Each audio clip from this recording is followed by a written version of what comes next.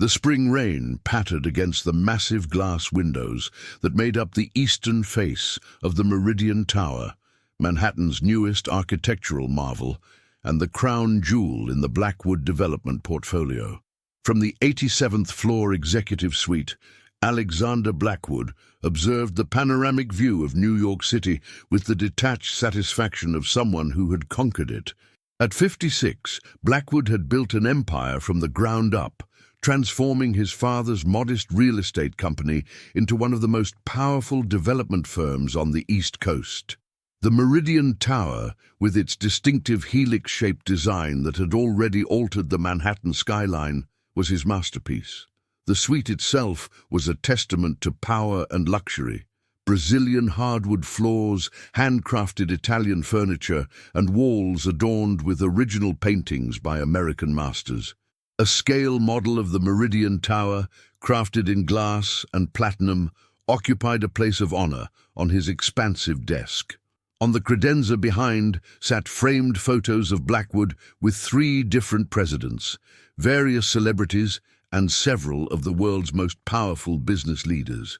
His reverie was interrupted by his executive assistant, Vanessa Chen, who entered after a soft knock. "Mr. Blackwood, the summer interns have arrived for their orientation. Ms. Reynolds asked if you'd still like to give your welcome address at 10 Shu." Blackwood checked his Patek Philippe watch with a scowl. He'd forgotten about the annual intern orientation. Technically, Christine Reynolds, his director of human resources, could handle it. But Blackwood had always made a point of personally addressing new interns.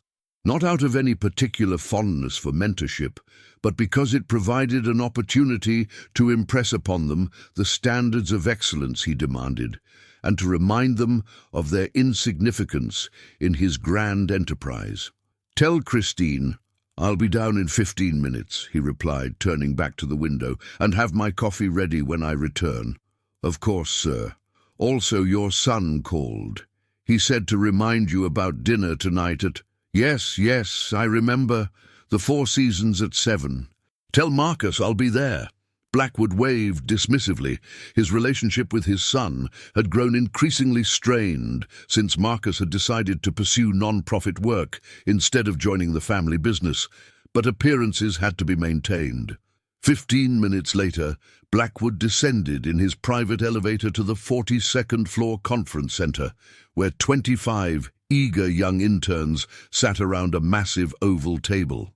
They fell silent as he entered, their eyes following his confident stride to the head of the table. Christine Reynolds, a competent woman in her 40s who had managed to survive 10 years under Blackwood's exacting leadership, stood to introduce him. "Ladies and gentlemen, it is my great pleasure to introduce Alexander Blackwood, founder and CEO of Blackwood Development, and the visionary behind the very building where you'll be spending your summer. Mr. Blackwood has graciously taken time from his schedule to welcome you personally." Blackwood took his position at the head of the table, surveying the interns with a practiced eye. They were typical of what he expected, Ivy League types mostly, dressed in their best approximations of professional attire, some more successfully than others. He noticed one young man in particular, whose suit appeared off the rack and slightly too large, his tie knotted imperfectly. "Welcome to Blackwood Development and to the Meridian Tower," Blackwood began, his voice carrying the authority of someone accustomed to commanding rooms much larger than this one. "You are sitting in what architectural critics have called the most significant addition to the Manhattan skyline in the 21st century. You're also sitting in the most competitive internship program in the real estate development industry. Over 8,000 applicants for the 25 positions you now occupy."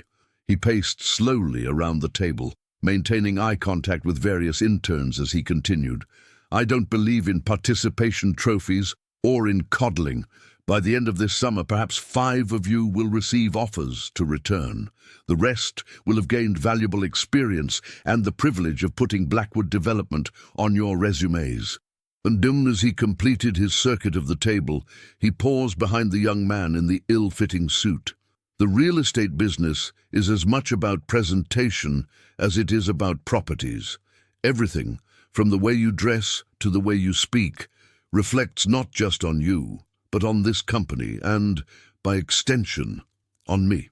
The room had grown uncomfortably quiet. Blackwood placed a hand on the back of the young man's chair. "Young man, what's your name?" The intern turned slightly, clearly uncomfortable at being singled out. "Ethan, sir. Ethan Porter." "And where are you from, Ethan Porter?" Blackwood asked, his tone carrying a hint of amusement that made several other interns shift nervously in their seats. "Masonville, Ohio, sir." "Masonville, Ohio," Blackwood repeated, letting the name hang in the air as if it were a curious specimen he'd discovered. "And what school are you attending?" "Rutgers University." "On scholarship," Ethan added, his voice steady despite the clear discomfort of being put on the spot. Blackwood nodded slowly. "Rutgers, not Harvard or Columbia like many of your colleagues here." Christine Reynolds cleared her throat softly, a subtle signal that Blackwood recognized but chose to ignore. "Tell me, Mr. Porter, did you have difficulty finding a suit that fits properly before coming to New York?" Blackwood asked, eliciting a few nervous laughs from around the table. Ethan's face flushed, but he maintained composure. "This was my father's suit, sir. He passed away last year. I thought it would be appropriate to wear it on my first day." A flicker of something, perhaps discomfort, crossed Blackwood's face, but it quickly vanished. He had not built an empire by allowing sentimentality to interfere with standards. "While the sentiment is touching," Blackwood said, his tone making it clear he found it anything but, "appearance matters in this business.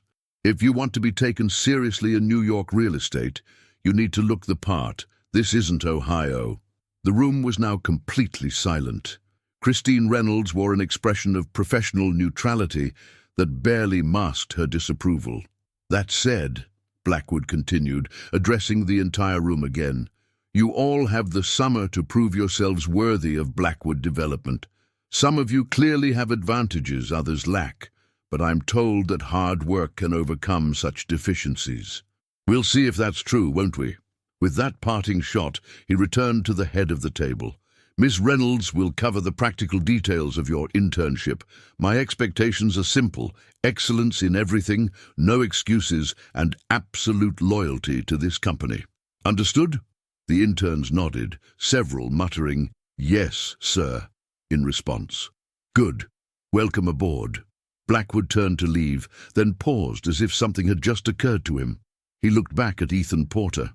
"And, Mr. Porter, consider a visit to Brooks Brothers on your first paycheck. Consider it an investment in your future, assuming you have one in this industry." As Blackwood strode out, the silence in the room was palpable. Christine Reynolds waited until the door closed, before addressing the interns with a considerably warmer tone, attempting to reset the atmosphere after Blackwood's performance. Back in his private elevator, Blackwood checked his email on his phone. A message from his son, Marcus, caught his attention. "Looking forward to dinner tonight. Important news to share, and please be nice to Harold." Blackwood frowned. Harold Winters was Marcus's mentor at the Urban Housing Coalition, a non-profit focused on affordable housing solutions that Blackwood considered hopelessly naive at best and actively hostile to developers like him at worst. That Marcus had chosen to work there still rankled him deeply, but he'd reluctantly agreed to this dinner as a favor to his son. As the elevator doors opened onto his floor, Vanessa approached with his coffee. "Your 10:30 with the investors from Saudi Arabia is set up in the main conference room. Also, Mr. Harrington from the Wall Street Journal called again about the interview." "Tell Harrington I'll think about it," Blackwood replied, taking the coffee. "And make sure no one disturbs me for the next 20 minutes. I need to review the presentation before the Saudis arrive." In his office, Blackwood settled behind his desk, the morning's interaction with the interns already fading from his mind. The young man from Ohio, what was his name? Porter, was hardly worth remembering. Just another small-town kid with big city dreams who would likely wash out before the summer ended. New York had a way of crushing such dreams, and Blackwood had long ago made peace with his role in that natural selection process. The rest of Blackwood's day unfolded with the precision of a well-orchestrated symphony. The meeting with the Saudi investors went exceptionally well, with tentative commitments for their participation in Blackwood's next major development project in Miami. Lunch was a power affair at Le Bernardin, with 2 city council members whose support he needed for zoning changes on an upcoming Brooklyn project. The afternoon included a series of internal meetings, a call with his lawyers about a pending lawsuit from community activists opposing the Brooklyn development, and a brief appearance at a charity gala at the Metropolitan Museum of Art, where he wrote a check large enough to ensure his name would be prominently featured in the event coverage. By 6:30, Blackwood was in his town car heading toward the Four Seasons for dinner with Marcus and the irritating Harold Winters. His driver, Thomas, navigated Manhattan traffic with practiced ease while Blackwood reviewed the quarterly financial reports on his tablet. "We're about 10 minutes out, sir," Thomas informed him. "Traffic on Park Avenue is lighter than usual." "Good.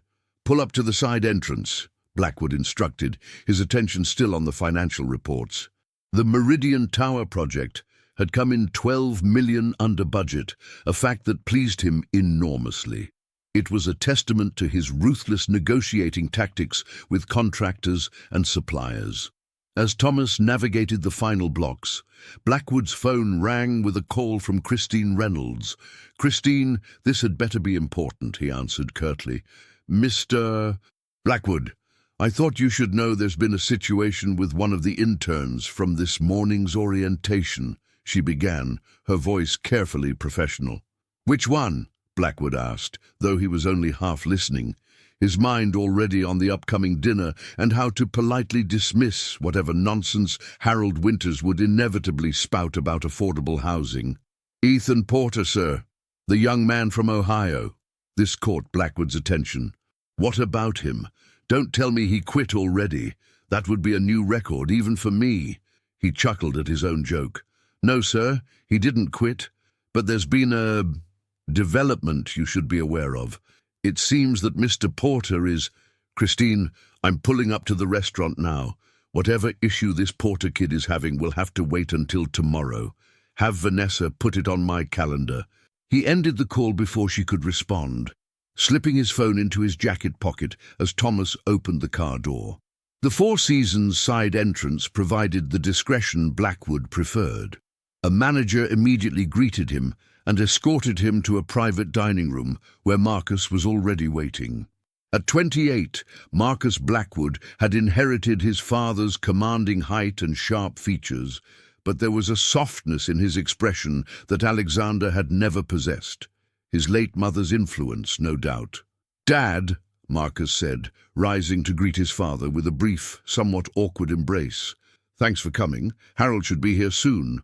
"I'm still not sure why this dinner was necessary," Blackwood replied, taking a seat. "I have very little to discuss with Harold Winters." Marcus sighed. "Because what we're doing at the Urban Housing Coalition matters, and I'd like my father to at least understand my work, even if he doesn't approve of my career choice." "What I don't understand," Blackwood said as a server poured water for them, "is why a son of mine, with every advantage and a guaranteed position in one of the most successful development firms in the country, would choose to waste his talents on a losing battle." "It's only a losing battle because people like you make it one," Marcus countered, though his tone remained respectful. "And that's exactly why I wanted you to meet with Harold tonight. He has some ideas that even you might find intriguing." Before Blackwood could respond, the private room's door opened and Harold Winters entered. Blackwood had met him briefly at a few events, but had never paid much attention to the man. He was older than Blackwood had remembered, probably in his mid-60s, with silver hair and wire-rimmed glasses. His suit, while not bespoke like Blackwood's, was well-tailored and conservative. "Marcus, good to see you," Harold said warmly, before turning to Blackwood. "Mr. Blackwood, thank you for making the time. I know how valuable it is." Blackwood shook his hand with professional courtesy, if not warmth. "Mr. Winters, my son seems to think this dinner is important, so here I am." "I appreciate that," Harold replied, seemingly unfazed by Blackwood's cool reception. "And please, call me Harold." As they settled into their seats, Marcus seemed about to speak when the door opened once more. Blackwood looked up, expecting to see a server, but instead found himself staring at the young intern from that morning, Ethan Porter, now dressed in a perfectly tailored navy suit that Blackwood recognized as a Brioni, easily worth $5,000. "Sorry I'm late," Ethan said, his voice noticeably more confident than it had been that morning. "The board meeting ran long." Blackwood's confusion must have been evident on his face, because Marcus quickly spoke up. "Dad, I'd like you to meet Ethan Porter, though I believe you two already had an encounter this morning." Harold Winters stood to shake Ethan's hand with obvious familiarity. "Ethan, good to see you. How did the East Side Project vote go?" "Unanimously approved," Ethan replied with a smile. "We're green-lit for the first phase of development." Blackwood looked between the three men, his mind racing to make sense of what was happening. "Would someone care to explain what's going on here?" Marcus exchanged a glance with Ethan before responding. "Dad, Ethan isn't just an intern at Blackwood Development. He's also the newly appointed chairman of the Porter Foundation." The name hit Blackwood like a physical blow. The Porter Foundation was one of the largest private foundations in the country, with assets estimated at over $11 billion. Founded by tech pioneer William Porter, the foundation was a major force in urban development, education, and healthcare initiatives nationwide. "William Porter was my grandfather," Ethan explained, taking a seat across from Blackwood. "He passed away 3 months ago, and according to his wishes, I've taken over as chairman now that I've completed my MBA. But this morning, you said your father—" Blackwood began, his voice uncharacteristically uncertain. "My father did pass away last year," Ethan confirmed. "He was William Porter's son, who chose a quieter life away from the family business and foundation. The suit I was wearing this morning was indeed his. While it may not have met your standards, Mr. Blackwood, it has significant meaning for me." The realization of what had happened, of what he had done, washed over Blackwood in a sickening wave. He had publicly humiliated the heir to one of America's greatest fortunes, and the chairman of a foundation whose goodwill and resources could be invaluable to Blackwood Development's future projects. "I don't understand," Blackwood said finally, looking at his son. "Why would you arrange this? Ambush?" "It wasn't planned as an ambush," Marcus replied calmly. "Ethan and I have known each other since college. When he mentioned he wanted real-world experience in development before fully taking over the foundation, I suggested Blackwood Development's internship program. We thought it would be a good opportunity for both parties." "Without revealing my identity," Ethan added. "I wanted to be treated like any other intern, to learn the business from the ground up without special treatment."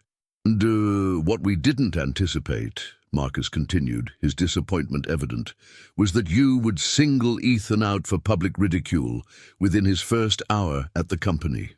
Blackwood, who prided himself on his ability to navigate complex social and business situations with ease, found himself at a rare loss for words. The implications were staggering. The Porter Foundation was known for partnering with developers on major urban renewal projects, providing both funding and the positive public relations that came with their endorsement.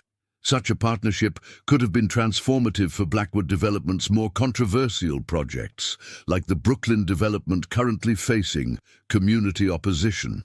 "Mr. Porter," Blackwood finally managed, slipping into damage control mode, "it seems we've had an unfortunate misunderstanding. My comments this morning were merely meant to humiliate someone you perceived as beneath you," Ethan finished for him, his voice level but firm. "There was no misunderstanding, Mr. Blackwood. You made your perspective quite clear." Harold Winters, who had been observing the exchange with interest, finally spoke up. "The real reason for this dinner, Mr. Blackwood, was to discuss a potential collaboration between the Porter Foundation, the Urban Housing Coalition, and hopefully Blackwood Development. A project that could revolutionize affordable housing while still providing the profit margins developers require. We thought, Marcus added, that if you could see the business potential, you might be willing to participate in a pilot project. The foundation would provide significant funding, the coalition would handle community relations and programming, and Blackwood Development would bring its construction and management expertise. The opportunity being dangled before him was extraordinary, Blackwood realized. A partnership with the Porter Foundation would not only be lucrative, but would also help rehabilitate his company's increasingly problematic image as the developer that didn't care about communities or affordability.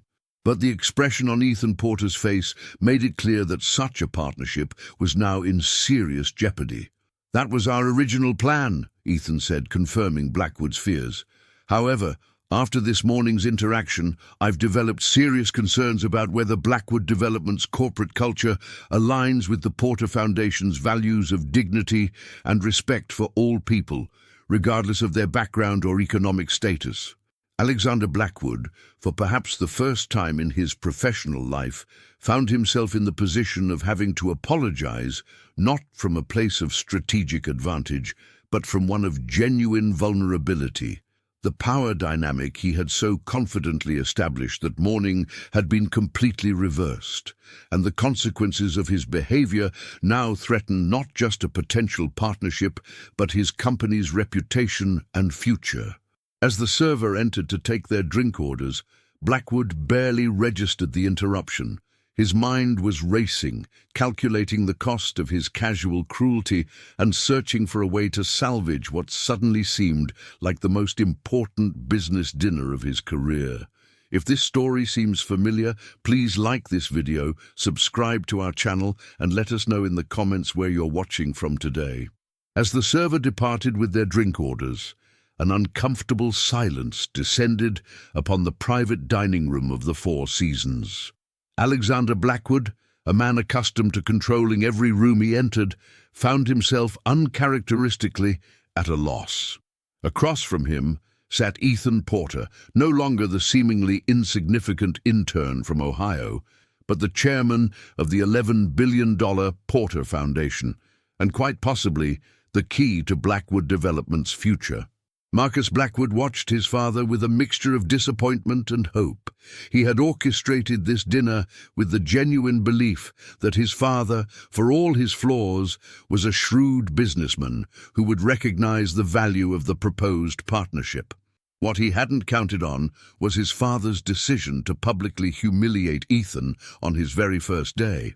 "Perhaps we should order," Harold Winters suggested, breaking the silence with practiced diplomacy. The discussion might flow more naturally over food. They placed their orders, with Blackwood barely registering what he selected. His mind was frantically evaluating scenarios and potential responses. When the server departed again, he decided the direct approach was his only option. "Mr. Porter," Blackwood began, his tone deliberately modulated to convey sincerity, "I owe you an apology. My behavior this morning was inappropriate and unprofessional. It doesn't reflect the true values of Blackwood Development, and it certainly doesn't reflect how we treat our interns, or anyone else." Ethan regarded him steadily. "With all due respect, Mr. Blackwood, I suspect it does reflect how you treat people when you believe they have nothing to offer you. The other interns in that room saw it, your HR director saw it, and I saw it." Blackwood fought the urge to become defensive, a reaction that had served him well in countless negotiations, but would be disastrous here. "You're right," he admitted, surprising even himself with the concession. "And that's a problem I need to address." Harold Winters leaned forward slightly. "If I may, Alexander, this is precisely why this partnership could be valuable beyond just the financial aspects. The Porter Foundation has always believed that business can be both profitable and humane, that development can serve communities rather than displace them. And that's what we wanted to discuss tonight," Marcus added, "the Brooklyn Waterfront Project." Blackwood's attention sharpened. The Brooklyn waterfront project was his company's most ambitious and controversial development to date, a 30-acre site along the East River that Blackwood had spent years assembling through various property acquisitions. The project had faced significant community opposition due to concerns about gentrification and the displacement of local businesses and residents. "What about it?" Blackwood asked cautiously. Ethan pulled a slim folder from his briefcase and placed it on the table. "The Porter Foundation has been developing a new model for inclusive urban development. We call it the Community Stake Initiative. The core principle is simple. The communities affected by development should have both a voice in the process and a financial stake in the outcome." He opened the folder and slid several documents toward Blackwood. "These are the preliminary frameworks for how it could work with the Brooklyn waterfront project. The foundation would provide a significant capital investment, $200 million, to supplement your existing financing. This would enable the inclusion of 30% affordable housing units rather than the 15% currently planned, as well as dedicated spaces for local businesses at below-market rents." Blackwood scanned the documents, his developer's mind automatically calculating costs and returns. "And in return, 20% of the project would be placed in a community trust, with local representatives on the board," Harold explained. "As the development appreciates in value and generates income, a portion flows back to community initiatives, education, infrastructure improvements, small business support. The trust becomes a sustainable source of community investment, which means less displacement, less opposition, and a more stable long-term investment," Marcus added. "Plus, the goodwill and positive press would be substantial." Blackwood frowned, studying the financial projections. "The immediate ROI is lower than our standard model." "Initially, yes," Ethan acknowledged, "but the 5- and 10-year projections actually show higher returns due to reduced vacancy rates, higher tenant satisfaction, and the marketing advantage of being associated with the Porter Foundation, not to mention the significant tax advantages we've structured into the model." The server returned with their drinks and appetizers, creating a brief pause in the conversation. Blackwood used the moment to more carefully review the numbers. Despite his initial skepticism, he had to admit the financial model was sound, creative and unconventional, but with the potential for substantial returns while addressing the very issues that had made the Brooklyn project such a public relations challenge. As they began their appetizers, Blackwood looked up at Ethan. "This is interesting. But why Blackwood Development? There are plenty of developers who haven't publicly humiliated you." Ethan considered the question before responding. "Because despite this morning, your company has the technical expertise and capacity to execute a project of this scale and complexity, and because Marcus believes you're capable of seeing the long-term value in this approach." "Marcus has always been an optimist," Blackwood remarked, with a hint of his usual sardonic tone. "I prefer to think of it as strategic hope," Marcus replied. "The development landscape is changing, Dad.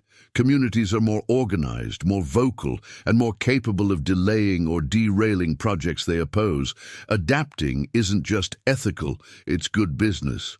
Blackwood took a sip of his Macallan 25, considering his son's words with grudging respect. For all his disapproval of Marcus's career choices, he couldn't deny that his son had inherited his analytical mind. "The Brooklyn project is already well into the planning phase," Blackwood said, shifting to practical considerations.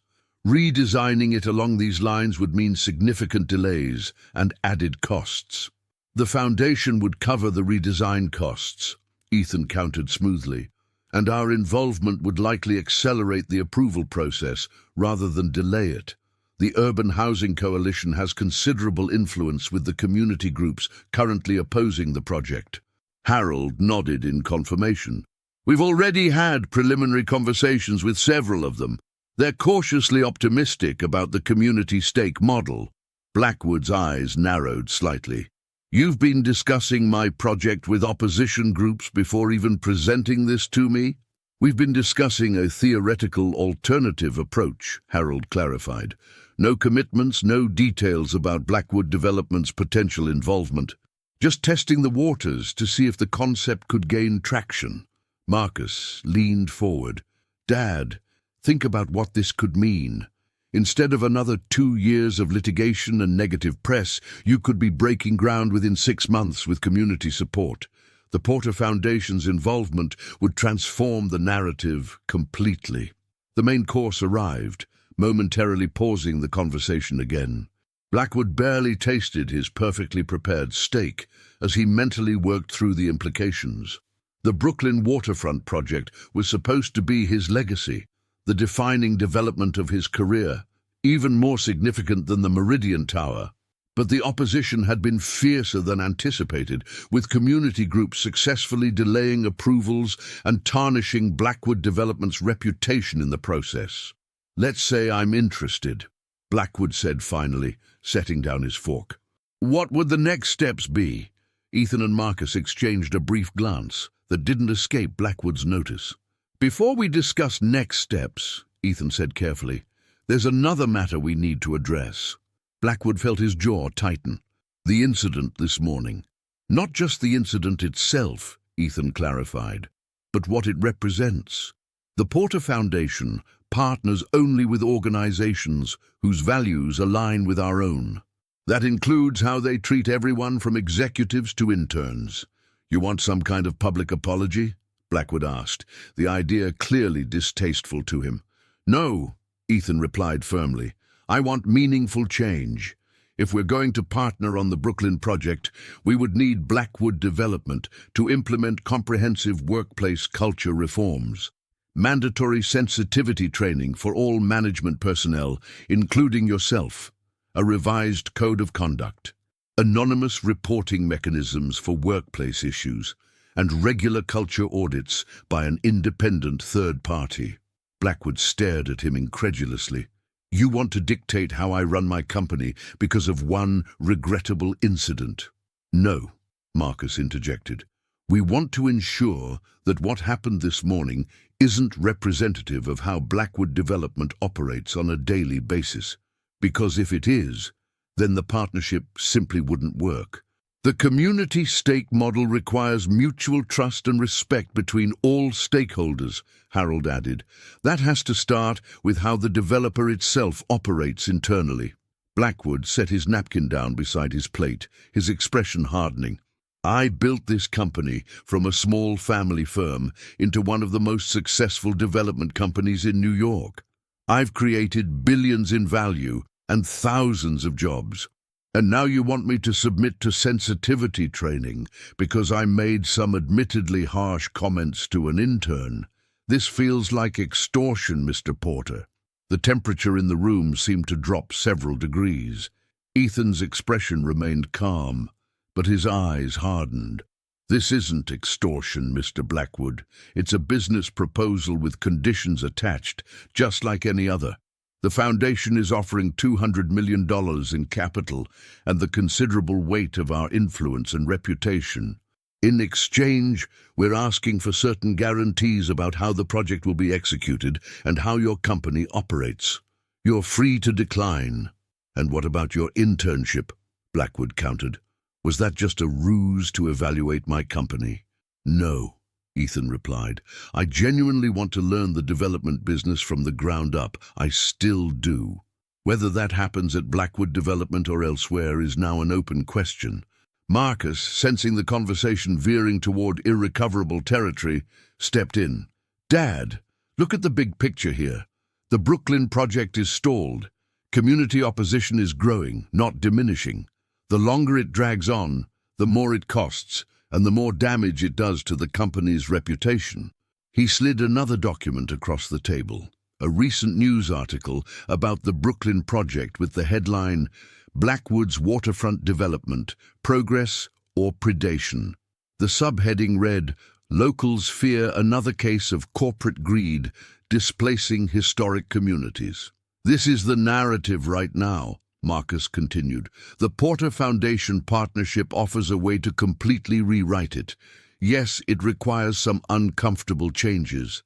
But the alternative is more delays, more negative press, and potentially having to scale back or even abandon the project altogether. Blackwood stared at the article, his face unreadable.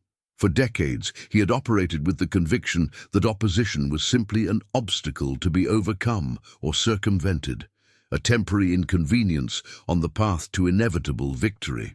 But lately, the opposition had become more organized, more effective, and more damaging to both his projects and his company's reputation. "I need time to consider this," he said finally. "Of course," Ethan nodded. "Take the weekend to review the proposal thoroughly. We can reconvene early next week. In the meantime," Harold added, "perhaps it would be valuable for you to visit one of our active community stake projects. We have one in Philadelphia that's 2 years into implementation. Seeing the model in action might help contextualize what we're proposing." "I'll consider it," Blackwood replied noncommittally. As they finished their meals in somewhat strained silence, Blackwood found his attention repeatedly drawn to Ethan Porter. The transformation from the seemingly intimidated intern of that morning to this composed, articulate executive was remarkable. More disconcerting was the realization that Porter had likely been evaluating him during their brief interaction and found him severely wanting. When dessert was declined and coffee served, Harold Winters excused himself for a call, leaving Blackwood alone with his son and Ethan. After an uncomfortable silence, Blackwood spoke. "Mr. Porter, regardless of what comes of this proposal, I want to reiterate my apology for this morning. It was unprofessional and beneath the standards I should uphold." Ethan studied him for a moment before responding. "Thank you for that, Mr. Blackwood. I accept your apology. But I hope you understand that it's not just about me. It's about the 24 other interns in that room who don't have the Porter name to shield them from such treatment. It's about every employee at Blackwood Development who may have experienced similar interactions." "I'm not the monster you seem to think I am," Blackwood replied, a rare note of defensiveness creeping into his voice. "I don't think you're a monster," Ethan said thoughtfully. "I think you're a man who's been very successful operating a certain way for a very long time, and when something works, there's little incentive to change it, until suddenly it stops working." Marcus, who had been quietly observing, leaned forward. "Dad, no one is saying you haven't built something remarkable. But business environments evolve. The development landscape today is different from what it was even 5 years ago. This partnership isn't just about money. It's about positioning Blackwood Development for the next phase of growth in a changing world." Blackwood looked at his son, seeing not just the idealistic young man who had disappointed him by rejecting the family business, but a shrewd, strategic thinker with insights he himself might be blind to. "I'll review the proposal," he said finally, "and I'll consider the other conditions as well." As they prepared to leave, Harold Winters returned and handed Blackwood his card. "My direct line is on the back.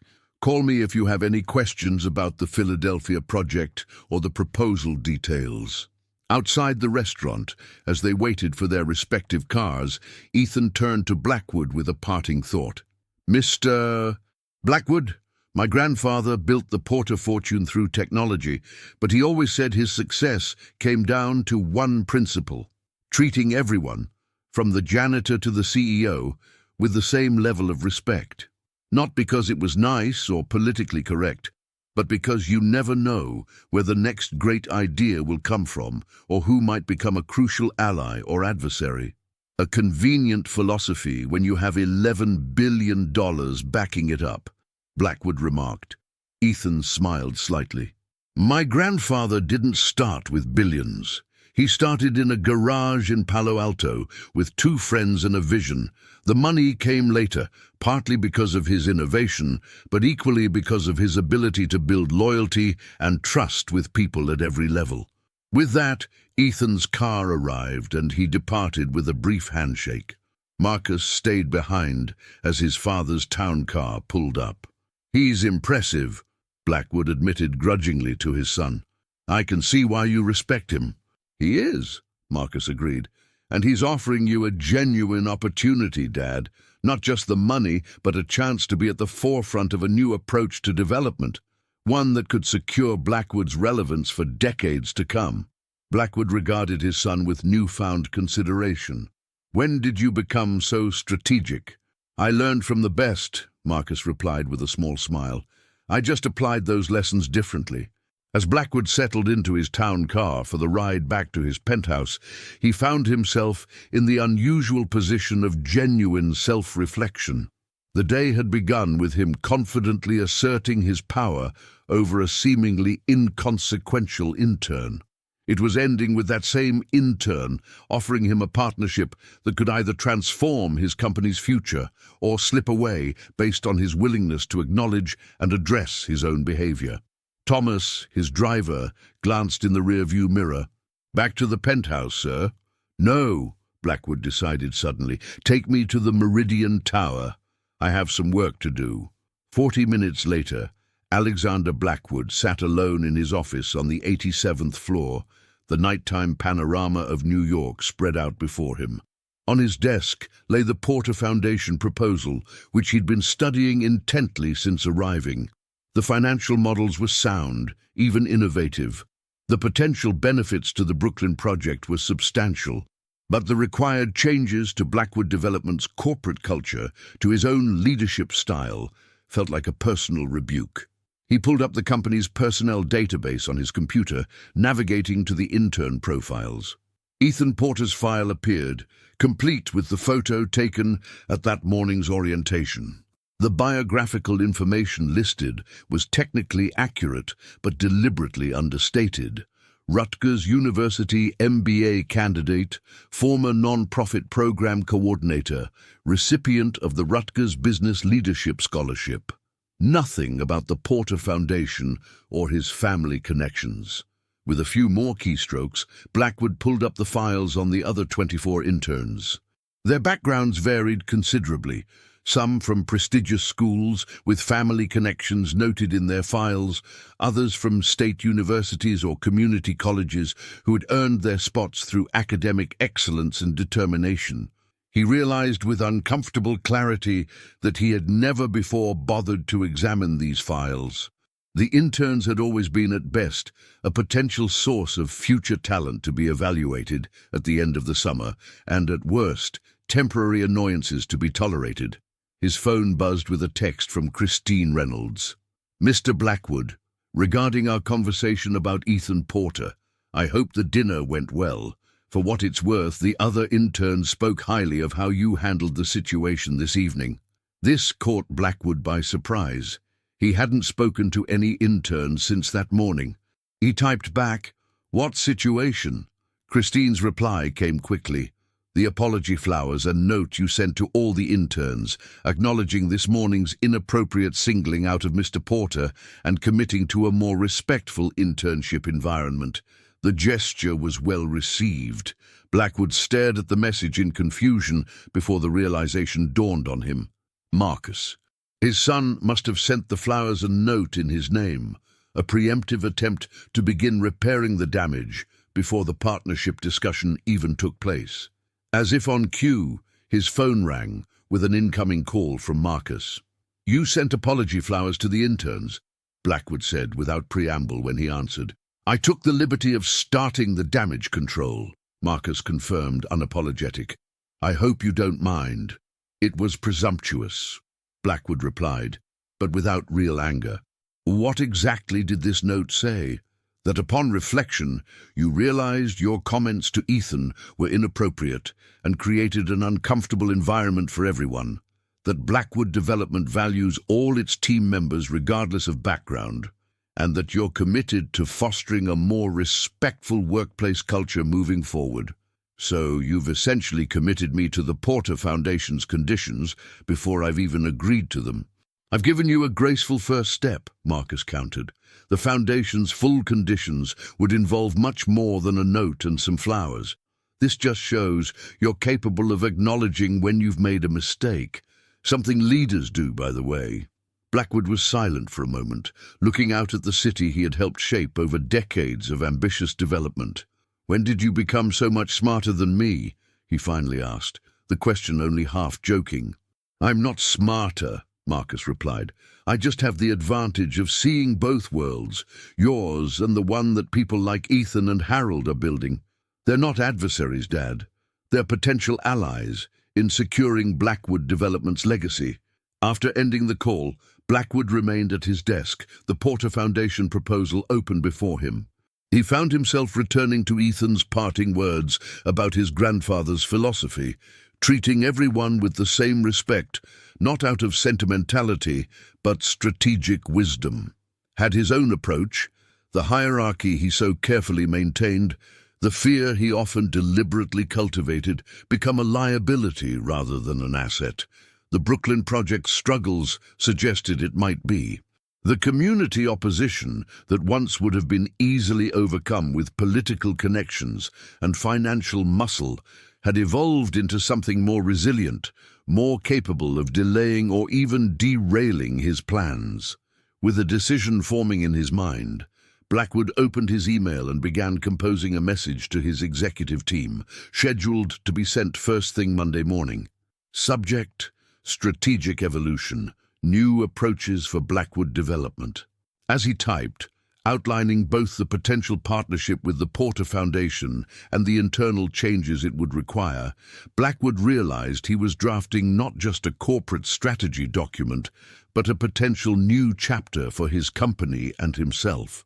The irony wasn't lost on him that a single moment of casual cruelty toward a seemingly powerless intern had catalyzed what might become the most significant pivot in his company's history.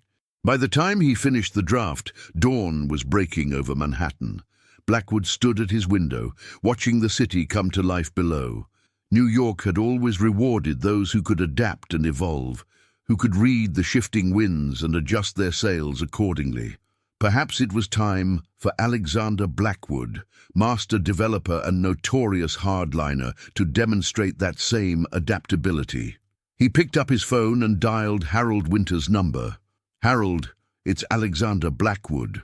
I'd like to visit that Philadelphia project today, if that can be arranged.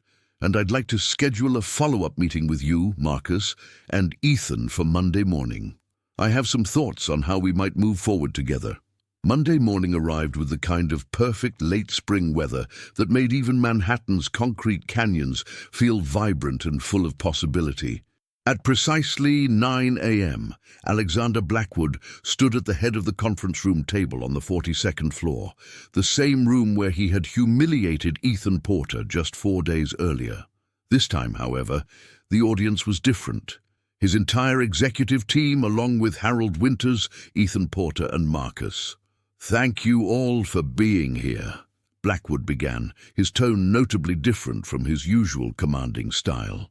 "I've asked you to join me today because Blackwood Development stands at a crossroads, one that presents both challenges and extraordinary opportunities." He nodded to his assistant, who distributed folders to everyone present. Inside, you'll find 2 key documents. First, a comprehensive overview of the proposed partnership between Blackwood Development and the Porter Foundation for the Brooklyn Waterfront Project, incorporating the community stake initiative model that some of you have already heard about.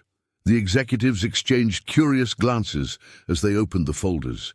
"The second document," Blackwood continued, "outlines a series of internal initiatives designed to evolve Blackwood Development's corporate culture and management practices.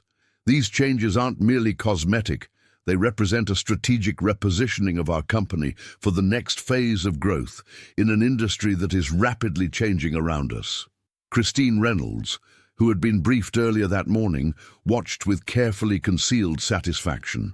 The man standing before them was still unmistakably Alexander Blackwood, commanding, strategic, and focused on results.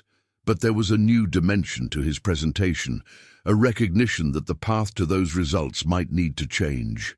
"After visiting the Porter Foundation's Philadelphia project this weekend, I've become convinced that the community stake model represents not just a viable alternative to our traditional development approach, but potentially a superior one for certain key projects. The Brooklyn waterfront in particular stands to benefit tremendously from this partnership. He turned to Ethan Porter, who sat beside Marcus with an expression of measured interest. Mr.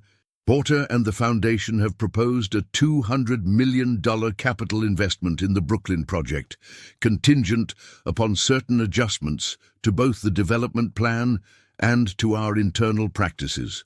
A murmur went through the room at the mention of the figure.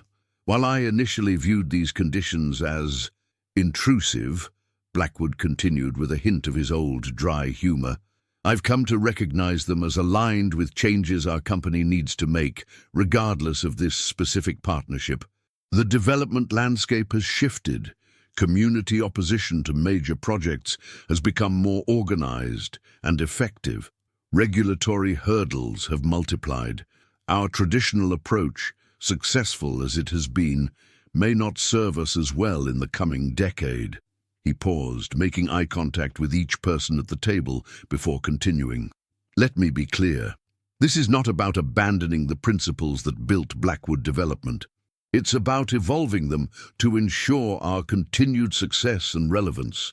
It's about recognizing that how we treat people, from our partners to our employees to the communities where we build, is not separate from our business strategy, but integral to it. For the next 30 minutes, Blackwood outlined the specifics of both the Brooklyn partnership and the internal changes he was proposing. The latter included a comprehensive review of management practices, mandatory leadership training for all executives and managers, revised recruiting and mentorship programs for interns and junior employees, and the creation of a new executive position, Chief of Community Integration, which would report directly to him. To launch these initiatives properly, Blackwood concluded, I've asked Ethan Porter to address our entire company at an all-hands meeting this afternoon. In addition to his role with the Porter Foundation, Ethan will be joining us as a special advisor on community integration strategies while continuing his internship program, albeit with a slightly modified scope. He turned to Ethan with a gesture that was almost deferential. Mr. Porter, would you like to add anything? Ethan stood, buttoning his impeccably tailored suit jacket, no longer the ill-fitting garment that had drawn Blackwood's scorn. Thank you, Mr. Blackwood. I'll keep my remarks brief, as I'll have the opportunity to speak more extensively this afternoon. He addressed the room with the quiet confidence of someone who had grown up in the presence of power, but wasn't defined by it. The Porter Foundation believes that the most successful businesses of the next generation will be those that create value not just for shareholders, but for all stakeholders, employees, communities, and the broader society. We're excited to partner with Blackwood Development on what we believe will be a landmark project demonstrating how this approach can work in urban development. Turning slightly toward Blackwood, he added, and I personally want to acknowledge Mr. Blackwood's willingness to embrace change and new perspectives. It speaks to the kind of leadership that can transform not just a company, but potentially an industry. As the meeting concluded and executives filed out with their folders, discussing the implications in hushed, excited tones, Marcus approached his father with undisguised pride. That couldn't have been easy for you. Blackwood shrugged, though the gesture lacked its usual dismissiveness. Evolve or die. Isn't that what they teach you at those non-profit strategy sessions? Something like that, Marcus smiled. Though we usually phrase it less dramatically. Harold Winters joined them, extending his hand to Blackwood. Impressive presentation, Alexander. I think you've just laid the groundwork for a genuine transformation. Let's not get carried away, Blackwood replied, though his tone was lighter than it had been at dinner 4 nights earlier. This is still about building successful developments and generating returns for our investors.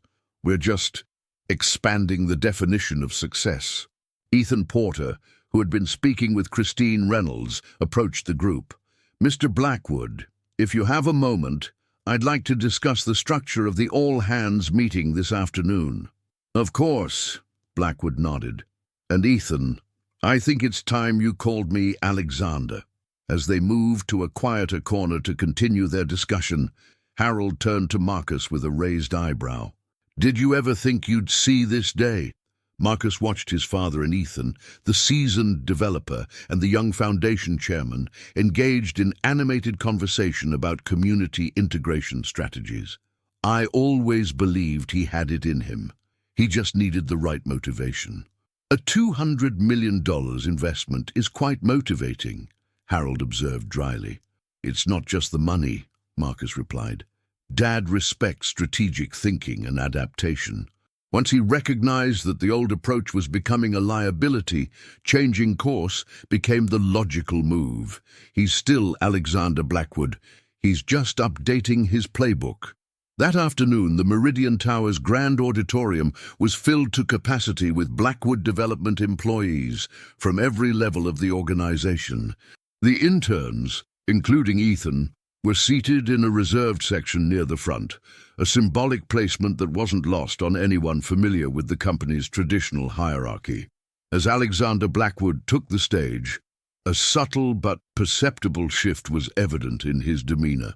The commanding presence remained, but there was a new note of accessibility, a willingness to engage rather than simply direct. "Thank you all for being here today," he began. "Blackwood Development has always prided itself on staying ahead of market trends and industry developments. Today, I want to share with you a new strategic direction for our company, one that I believe will position us for continued success in an evolving landscape." Over the next 20 minutes, Blackwood outlined the partnership with the Porter Foundation and the Brooklyn Waterfront Project, presenting it not as a concession, but as a strategic evolution. He then addressed the planned changes to the company's internal culture, emphasizing that they were designed to enhance Blackwood's competitive position while creating a more supportive environment for innovation and growth. "As part of this evolution," he continued, "I want to acknowledge that my own leadership style has at times been unnecessarily harsh." A murmur of surprise rippled through the audience at this unprecedented admission. Effective leadership isn't about intimidation or hierarchy for its own sake. It's about creating an environment where the best ideas can emerge and be implemented, regardless of their source. He paused, his gaze briefly finding Ethan in the front row. "Last week, I had an interaction with one of our interns that fell well short of this standard. It was brought to my attention that this wasn't an isolated incident, but part of a pattern that, while once perhaps effective, no longer serves our company's best interests." The auditorium was completely silent now. Hundreds of employees watching in astonishment as Alexander Blackwood, notorious for never admitting error, publicly acknowledged a mistake. "I want to be clear. This isn't about political correctness or following the latest management fads. This is about strategic effectiveness. The most successful companies in our industry moving forward will be those that can attract and retain the best talent, collaborate effectively with communities, and adapt to changing expectations from investors, partners, and the public. The changes we're implementing are designed to ensure Blackwood Development remains among those successful companies." He then introduced Ethan Porter, explaining his dual role as both an intern learning the business from the ground up and as chairman of the Porter Foundation, their new strategic partner. As Ethan took the stage, the applause was enthusiastic, particularly from the intern section, who had witnessed firsthand the incident Blackwood had referenced. "Thank you, Alexander," Ethan began, the use of Blackwood's first name not lost on the audience. "And thank you all for the welcome. I'm excited to be part of Blackwood Development during this transformative period, both as an intern and as a representative of the Porter Foundation." With poise that belied his years, Ethan outlined the Community Stake Initiative, and how it would be implemented at the Brooklyn waterfront project. He emphasized that the approach wasn't about charity, but about sustainable, profitable development that created value for all stakeholders. What happened between Mr. Blackwood and me last week was unfortunate, Ethan acknowledged toward the end of his remarks. But what's happening now, this willingness to evolve and grow, demonstrates precisely the kind of leadership that can transform not just a company, but an industry. The Porter Foundation is proud to partner with Blackwood Development on this journey. As the all-hands meeting concluded and employees filed out, the buzz of conversation reflected a mixture of surprise, excitement, and cautious optimism. For many long-term employees, the changes Blackwood had outlined represented a dramatic departure from the company culture they had known. For newer staff, including the interns, it signaled that Blackwood Development might become a place where they could build meaningful careers rather than simply endure a demanding environment for the sake of their resumes. In the weeks that followed, the transformation of Blackwood Development unfolded with the same efficiency and attention to detail that had characterized all of Alexander Blackwood's previous ventures. The partnership with the Porter Foundation was formally announced, generating extensive positive press and immediately changing the narrative around the Brooklyn waterfront project. Community groups that had been staunch opponents cautiously came to the table, drawn by the community stake model and the involvement of the Porter Foundation and Urban Housing Coalition. Internally, the changes were equally significant. A comprehensive review of management practices led to new guidelines and training programs. The Intern program was restructured to provide more meaningful experiences and mentorship. And perhaps most notably, Alexander Blackwood himself participated fully in the leadership development sessions, demonstrating through action rather than just words that the evolution was genuine.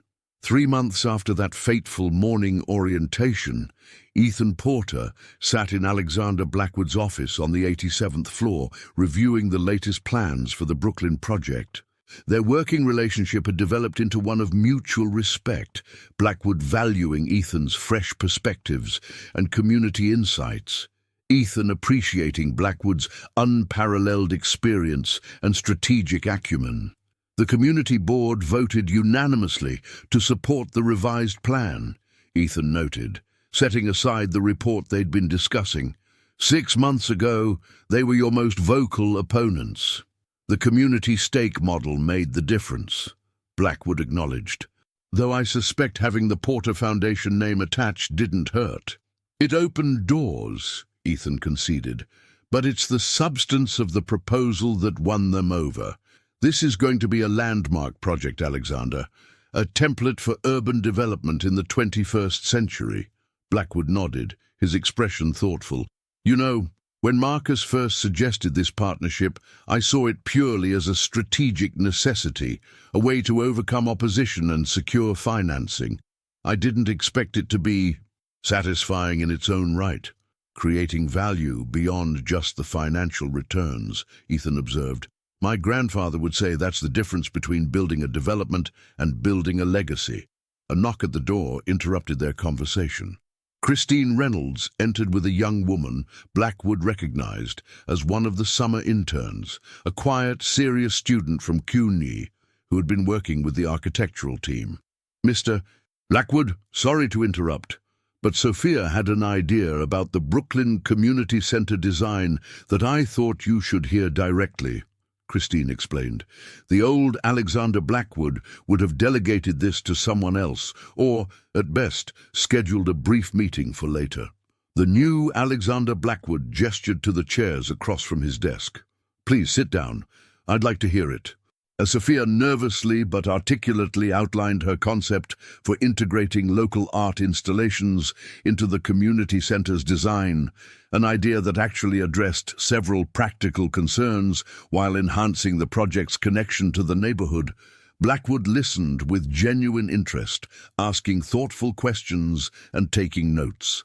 "This is excellent work, Sophia," he said when she finished. "I want you to present this to the design team tomorrow. Christine will set it up." The young intern's face lit up with surprise and pride. "Thank you, Mr. Blackwood. I appreciate the opportunity." After they left, Ethan gave Blackwood an approving nod. "That wouldn't have happened 3 months ago."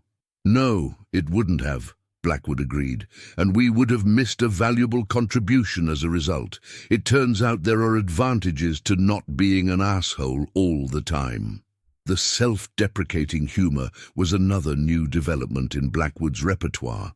"Who knew?" Ethan replied with a smile. Blackwood turned to look out at the Manhattan skyline, the city he had helped shape, and that had shaped him in return. "You know, when I built the Meridian Tower, I thought it would be my legacy, the physical embodiment of what I'd achieved in this city. But I'm starting to think the Brooklyn project might be more significant, not because of its size or profile, but because of what it represents." "A new approach to development?" Ethan suggested. "A better one," Blackwood corrected. "More sustainable, more complete." As they returned to reviewing the plans, Alexander Blackwood reflected on the extraordinary chain of events that had been set in motion by a single moment of casual cruelty toward a seemingly powerless intern. That moment, one he would once have considered trivial and forgotten immediately, had led to a complete re-evaluation of how he led his company and conducted his business. The irony wasn't lost on him. His greatest strategic insight had come not from a boardroom negotiation or a high-stakes deal, but from a humbling lesson delivered by a young man in an ill-fitting suit whom he had thoughtlessly dismissed. It was a lesson he wouldn't forget, and one that was already reshaping not just Blackwood development, but potentially the future of urban development itself. If this story taught you something valuable about leadership, respect, and the unexpected ways our actions can ripple through lives, including our own, please share it with others who might benefit from its message. Like this video, subscribe to our channel, and join us next week for another true story about the power of looking beyond appearances to recognize the human potential that surrounds us every day. Thank you for watching.